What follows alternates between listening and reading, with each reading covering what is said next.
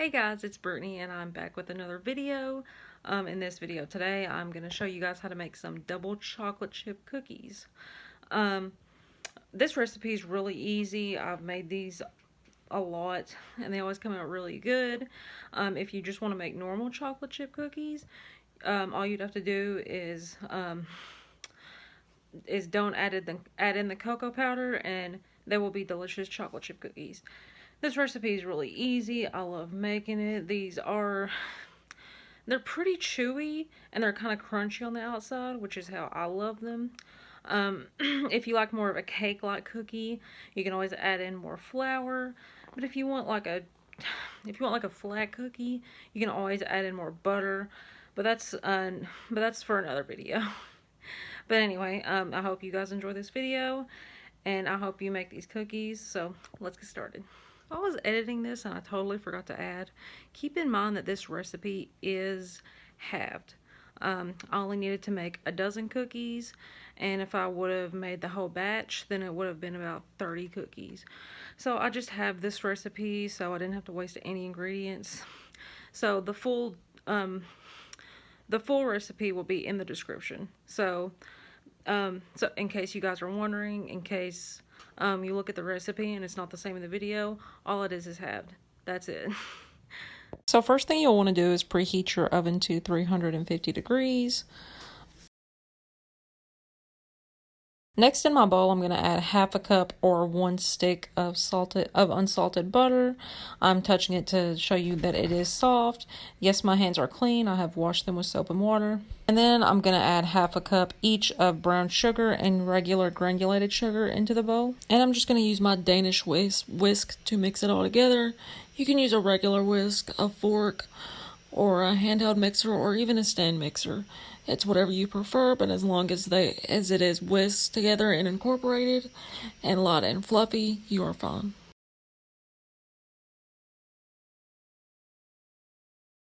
Now that it is light and fluffy, you can see how much air got incorporated into it, and it has changed color a little bit. I'm going to add 1 large egg, and I'm just going to mix that together until it's incorporated.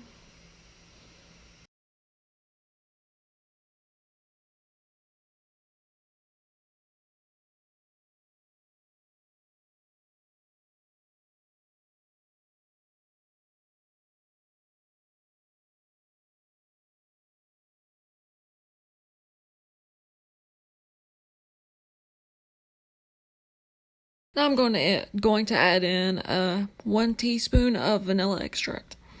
And I'm just going to mix that all together until it's incorporated.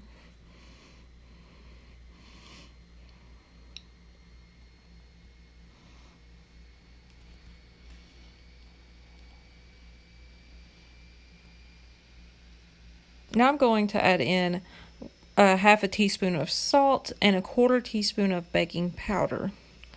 I'm just going to add it right into my wet mix and just mix that until it's thoroughly incorporated. Now I'm going to move on to my dry ingredients. I have a half a cup of cocoa powder and 1.5 cups of all-purpose flour. And I'm just going to add it all in there and just mix it until it forms a cohesive dough.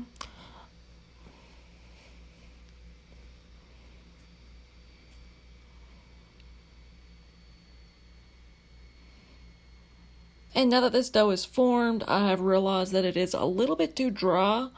So after I added in my chocolate chips and all that, I didn't get to film this, but I did add in 2 tablespoons of hot water just to thin it out a bit. This is the baking bar that I used. I used 2 ounces of it. That is a 4-ounce baking bar. And I did chop it up into chunks. I do like using baking bars a lot better than chocolate chips. But I will be adding some chocolate chips in this, just because I like all of the different textures, because you get the chunks and the chips. I just prefer them better.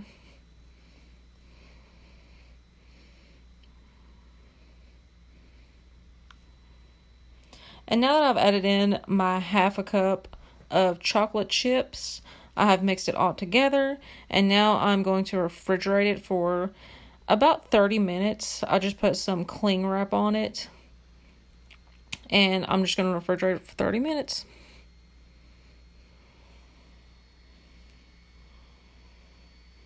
Now I have my sheet pan here. I'm going to use Crisco butter so my cookies don't stick to the pan. This is a non-stick pan, but I do like to use extra coating just in case they do stick to the pan, because you never know. Now here's my dough. It does look looser because I did add in those 2 tablespoons of hot water.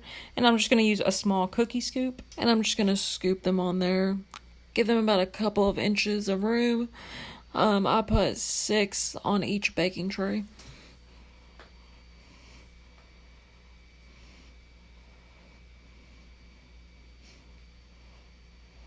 You can make these bigger or smaller or whatever size you want, but with this size, these did make about 15 cookies.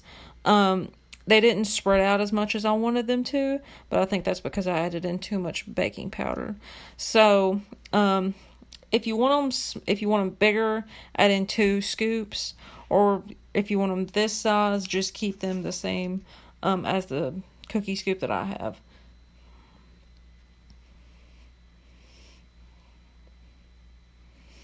And just for fun, I'm going to add in some chocolate chips on the tops of them, because whenever they bake, you can't really see the chocolate chips in them. So I just like to have them on the top so you can see that there are chocolate chips in them. I have mini chocolate chips and just regular size chocolate chips, but you use whatever you want, or you can even put on freeze-dried strawberries on the top. Just like crush them up and sprinkle them, and it'll be like a chocolate-covered strawberry cookie. But it's your cookie. You do whatever you want with them.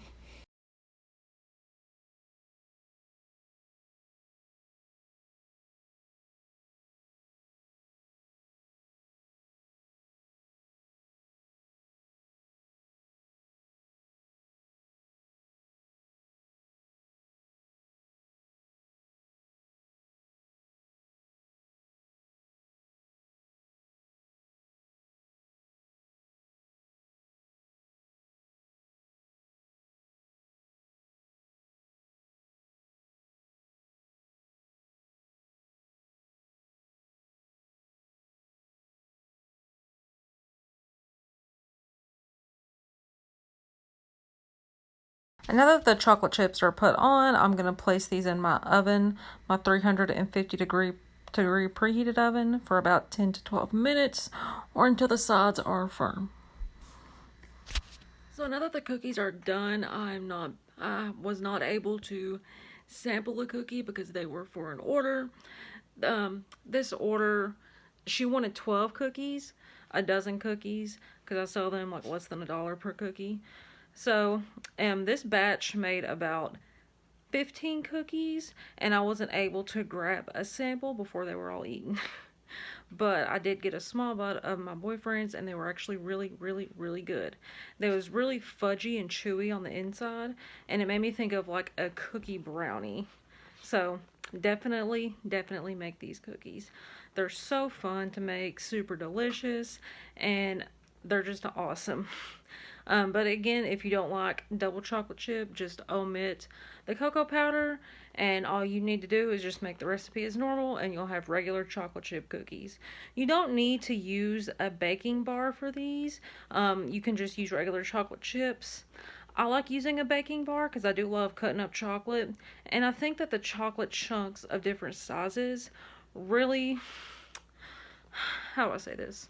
I think that they're just a lot better in a cookie because you don't know how big of a chocolate chunk you're going to get. And it's kind of like a surprise every time.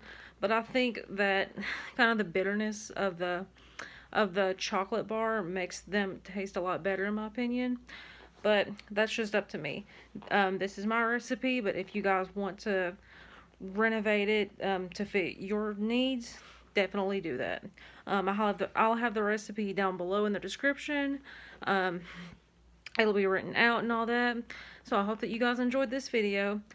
I hope that you guys make these cookies, and if you have any questions, just comment them down below. Or you can message me on my Facebook, which will be in the description down below. But until next time, guys, bye. Happy baking.